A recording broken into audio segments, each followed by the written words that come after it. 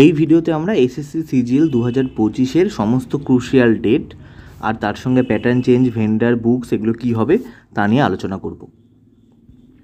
দেখো, ফার্স্ট তোমাদের যেটা করতে হবে, এই 4টে বই, ইংলিশ, জেনারেল অ্যাওয়ারনেস, রিজনিং আর ম্যাথামেটিক্স, এই 4টে বই তোমাদেরকে থ্রাইস 3বার কমপ্লিট করে ফেলতে হবে।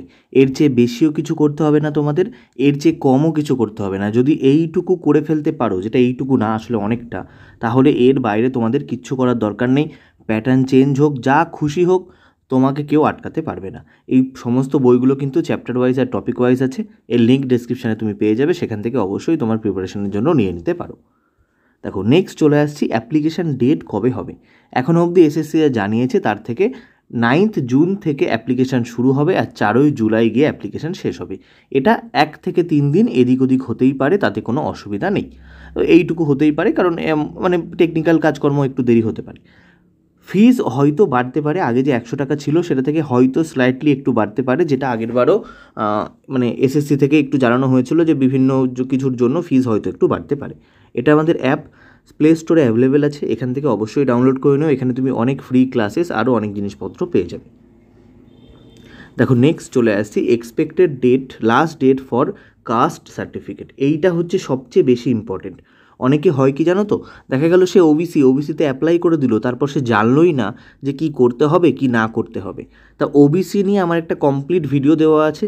ভিডিওটা যখন তুমি দেখবে, এইখানে মানে আই বাটনে চলে আসবে সেই ভিডিওটা, অবশ্যই ওটা একবার দেখে নিও। হ্যাঁ, এই ভিডিওটা ছেড়ে ওটাই চলে যেও না, ওটা আগে মানে এই ভিডিওটার পরে তুমি ওটা দেখে নিও, বা ডেসক্রিপশানেও লিঙ্ক আমি দিয়ে দেবো পারলে, নাহলে এই আই বাটনে তো থাকবেই। ওকে, তো এই ওবিসি, এসসি, এসটি, ইডব্লিউএস 4টে কাস্টের লাস্ট ডেট থাকবে, মানে তুমি যে সার্টিফিকেটটা বানাবে তাতে লাস্ট ডেট কোনটা থাকবে সেটা হবে 4 জুলাই 2025। মানে ফর্ম ফিল আপের লাস্ট ডেই হয় কিন্তু আমাদের কাস্ট সার্টিফিকেটেরও লাস্ট ডেট। এবার একটা জিনিস শুনবে, ওবিসিতে এসএসসি অনুযায়ী 3 বছর পুরনো ওবিসি কিন্তু আগে নেওয়া হতো। 3 বছরের পুরনো ওবিসি সার্টিফিকেটও কিন্তু আগে নেওয়া হতো। মানে এই লাস্ট ডেট 4 জুলাই 2025, তার থেকে 3 বছর পিছিয়ে যাও, তাহলে 4 জুলাই 2022 এই অবধি নেওয়া হতো। এবার এইটা কখন নেওয়া হতো? যখন এসএসসি করতো ডকুমেন্ট ভেরিফিকেশান।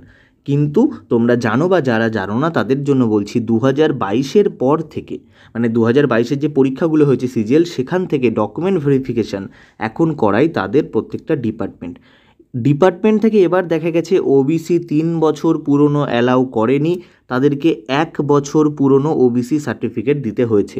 তাই তোমার কাছে যদি পুরনোটা থাকে, 1 বছরের মধ্যে যদি না থাকে, 1 বছর মানে কি 4 জুলাই 2025-এর আগের থেকে 1 বছর, মানে 4 জুলাই 2024 এই রকম, এই 1 বছরের মধ্যে যদি না থাকে অবশ্যই তুমি বানিয়ে নেবে, তাহলে তুমি একদম 100% সেফ থাকবে, তোমার কোনো রিস্ক থাকবে না। কারণ এই রিস্কটা হয়েছে কিন্তু আগেরবার, যে 3 বছরের পুরনো অনেক জায়গায় বলেনি, তো তাদেরকে কেউ মানে বাদ দেওয়া হয়নি, তাদেরকে আবার নতুন একটা বানাতে বলেছিল।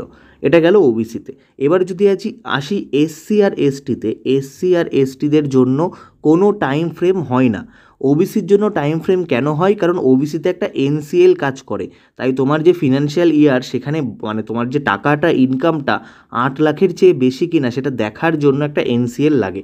এসসি এসটিতে কোনো ক্রিমিলিয়ার নেই, একজন 1 কোটি টাকা ইনকাম করলেও সে এসসির সমস্ত সুবিধা পাবে। এটাই একটা খারাপ দিকও বলতে পারো। তো তাই জন্য এসসি এসটিতে কিন্তু কোনো কী বলে ডেট হওয়া উচিত না, কারণ এসসি এসটি তো বাই বার্থ হয়, তাহলে যে আজকে এসসি সে 5 বছর আগেও এসসি ছিল, 5 বছর পরেও এসসি থাকবে।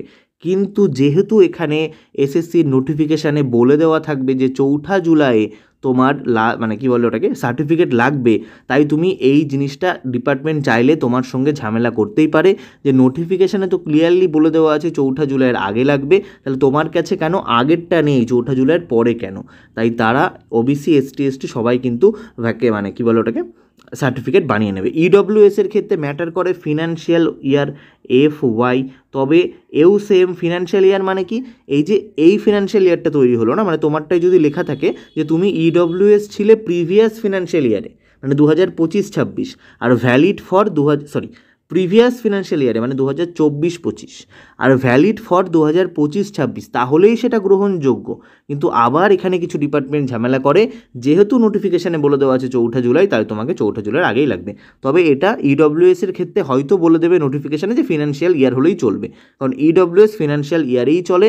তাই জন্য এবার তো তুমি জানোই যে তোমার ইডব্লিউএস সার্টিফিকেট যেটা হবে সেটা কিন্তু 1 এপ্রিলের পর যদি বানানো হয় তবেই গ্র্যান্টেড, তার আগের সার্টিফিকেটের কোনো দাম নেই 2025-এর পরীক্ষায়। কোনটা?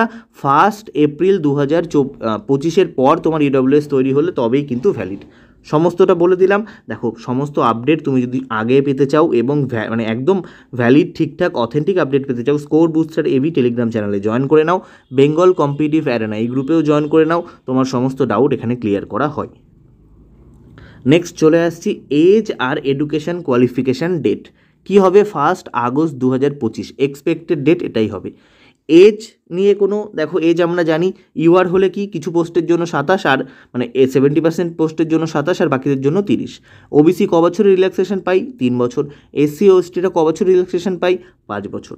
তো সেইটা তোমার কিন্তু পুরোপুরি ক্যালকুলেট হবে 1 আগস্ট 2025 অনুযায়ী তোমার বয়স কত সেটা। এডুকেশন কোয়ালিফিকেশান মানে কি? সিজিএলে জাস্ট গ্র্যাজুয়েশন চাওয়া হয়, তুমি পাশে গ্র্যাজুয়েশন করেছো, 30% পেয়ে গ্র্যাজুয়েশন করে পেয়েছো, 90% পেয়েছো, কোনো অসুবিধা নেই। কেউ কোনো ভুয়ো খবরে যাবে না যে 50% নাম্বার লাগে, 60% লাগে, কিচ্ছু লাগে না। জাস্ট পাতি গ্র্যাজুয়েশন হয়েছে কিনা, অনার্সও লাগবে না, তাহলেই তুমি বসতে পারবে। তার ডেট হবে 1 আগস্ট 2025। এইবার আসছে ফাইনাল ইয়াররা কি বসতে পারবে? অবশ্যই বসতে পারবে ফাইনাল ইয়াররা, কিন্তু তোমার রেজাল্ট পাবলিকেশান ডেট হতে হবে 1 আগস্ট 2025-এর আগে। যদি তার পরে হয় তুমি সিলেক্ট হয়েও বাদ হয়ে যাবে। বোঝা গেছে? তুমি সিলেক্ট হয়েও বাদ হয়ে যাবে। এক্সপেক্টেড ভ্যাকেন্সি 15,000 প্লাস এবার ভ্যাকেন্সি এক্সপেক্টেড আছে। এবার দেখা যাক এর থেকে কতটা কম বেশি হয়। প্রিলিমসের ডেট কবে হবে? এসএসসি ক্লিয়ার করে দিয়েছে নোটিফিকেশানে, 13 তারিখ থেকে 30 তারিখে হবে প্রিলিমস পরীক্ষা। এই ডেটটারও 1 থেকে 2 দিন চেঞ্জ হতে পারে, তার চেয়ে বেশি কোনো দিন চেঞ্জ হবে না। 13 থেকে 30 মানে মোট কদিন হচ্ছে? 17 দিন, 18 দিন হচ্ছে। 18 দিন মানে 2 সপ্তাহ, তাহলে এখানে শনি রবিবার যাচ্ছে 4 দিন। আর কোনো ছুটি আছে কি না আমার মনে পড়ছে না। তাহলে মোটামুটি তুমি যদি সেফও থাকো 3, 13, 39 ওরকম প্রায় 36-37টা শিফটে বা 39টা শিফটে পরীক্ষা হবে বলে মনে হচ্ছে, কারণ এটা তো 17-18 দিন তো হয়েই যাচ্ছে, তার মধ্যে শনি রবিবার যদি 4-5টাও হয় তো 13-14 দিন হলেই প্রত্যেক দিন 3টে করে শিফট, তো ওরকম 36+ শিফটে পরীক্ষা হবে, এটা মাথায় রেখে দেবো। নেক্সট এক্সপেক্টেড মেন্স ডেট আগস্টের পর August, September, October, November, mid নভেম্বরের মধ্যে কিন্তু মেন্স পরীক্ষা হয়ে যাবে। মিড নভেম্বরের মধ্যে কিন্তু মেন্স পরীক্ষা হয়ে যাবে, আমার মনে হয় না যে তার চেয়ে বেশি দেরি হবে। ম্যাথস আর রিজনিং যদি অনলাইন অফলাইনে পড়তে চাও এই নাম্বারে যোগাযোগ করে নিও। এসএসসি, রেলওয়ে, আমাদের স্টেটের এক্সামের জন্য এর থেকে ভালো ম্যাথ কিন্তু তুমি বাংলায় ম্যাথ ও রিজনিং আর পাবে না। দেখো নেক্সট প্যাটার্ন চেঞ্জ কি হতে পারে?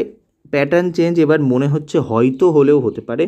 তো আমি আগে বলেছিলাম যে হয়তো হবে না বা কি, মানে পুরোটাই একটা আনসার্টেনিটির মধ্যে আছে। নাম্বার অফ কোশ্চেন হয়তো বাড়তে পারে, তো এটা বাড়লেও আমাদের কোনো অসুবিধা নেই। আবারও একই জিনিস বলছি, প্যাটার্ন চেঞ্জ হোক আর না হোক তুমি যা পড়েছো সেখান থেকেই কোশ্চেন আসবে, তার বাইরে থেকে কোশ্চেন আসবে না। আর ডেসক্রিপটিভ আসবে কি না জানি না, তবে এই নিয়ে চর্চা চলছে।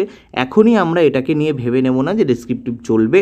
আপাতত 9 জুন অবধি আমরা ওয়েট করি, তারপর দেখতে পাই যে ডেসক্রিপটিভ আসবে কি আসবে না। আর নাম্বার অফ কোশ্চেন বাড়ুক আর না বাড়ুক আমাদের তো পড়তে সেই একই জিনিস হবে, আমাদের আলাদা কিছু পড়তে হবে না। এসএসসিতে ম্যাথসে যা যা আছে আমরা পুরোটা পড়ি, ইংলিশে যা যা আছে আমরা পুরোটা পড়ি, রিজনিং আগে পুরোটা পড়তাম না, এখন তো রিজনিংয়ে তাও পড়ি, আমাদের তো অ্যানালিটিক্যাল রিজনিংও ঢুকিয়ে দিয়েছে, তাহলে এক্সট্রা কিছু পড়ার নেই। একইভাবে জিকেতেও তাই, জিকেতে সমস্ত কিছু পড়তে হয়, বরং যারা ব্যাংকে পড়ে তারা জিকেতে ইতিহাস ভূগোল এসব পড়ে না, আমরা তো পড়ি। তাহলে আমাদের এক্সট্রা কিচ্ছু আসবে না, শুধু কোশ্চেন নাম্বারে এদিক ওদিক হতে পারে, আর কিচ্ছু না। আর ভেন্ডার এখনও প্রবাবল ভেন্ডার হয়তো এনটিএ হতে পারে, এনটিএ হয়তো প্রবাবল ভেন্ডার হতে পারে, এই দিয়ে কিছু মানে খবর আসছে। এটা পুরোটাই এই যে পেজটা, এই পুরোটাই হচ্ছে প্রবাবিলিটির ওপর দাঁড়িয়ে আছে, এই পুরোটাই প্রবাবিলিটির ওপর দাঁড়িয়ে আছে। তো এবারে এই দেখার হচ্ছে এটা কতটা কি সত্যি হয় না হয়। আমি চাইবো যে যেন প্যাটার্ন চেঞ্জ না হয়, যা প্যাটার্ন আছে সেটাই থাক, মানে ডেসক্রিপটিভটা যেন না আসুক, নাম্বার অফ কোশ্চেন বাড়িয়ে দিক, কোনো অসুবিধা নেই। কারণ ডেসক্রিপটিভ হলে কি হবে, এটা পুরোটাই না একটা সাবজেক্টিভ কেস হয়ে যায়। মানে কোনো সময় দেখা যায় তুমি ভালো লিখেও 50 পেলে, একজন খারাপ লিখেও 70 পেয়ে গেল। খাতাটা কার কাছে গেছে তার উপর নির্ভর করেছে। তো ছোটোবেলায় তোমরা জানো না, কিছু স্যার থাকে যেভাবে সে আমার বাবার নাম্বার আমি কাউকে দেবো না, তো এরকম থাকে। তো সেই ক্ষেত্রে নাম্বারটা মানে একটা ভ্যারি করে, ডেসক্রিপটিভে চেক করতেও দেরি হয়, টাইম লেগে যায়, যেটা 22-এর আগে ছিল 21 অবধি। তো এটা না আসাই ভালো বলে আমি মনে করি। ভ্যান্ডার যদি এনটিএ হয় কোনো অসুবিধা নেই, এনটিএ দারুণ কোশ্চেন বানায়। এবার দেখা যাক কে ভেন্ডার হয় আর প্যাটার্ন কী আসে। এর জন্য আমাদের 9 জুন অবধি ওয়েট করতে হবে। সেই অবধি তুমি কি করবে, যা করছিলে তাই পড়বে, এক্সট্রা পড়ার কিচ্ছু দরকার নেই, এক্সট্রা ভিডিও টিডিও দেখে ভয় পাওয়ারও কোনো দরকার নেই। ওকে, আজকের ভিডিও অবধি থাকছে, আবার দেখো নতুন ভিডিওতে। বাই।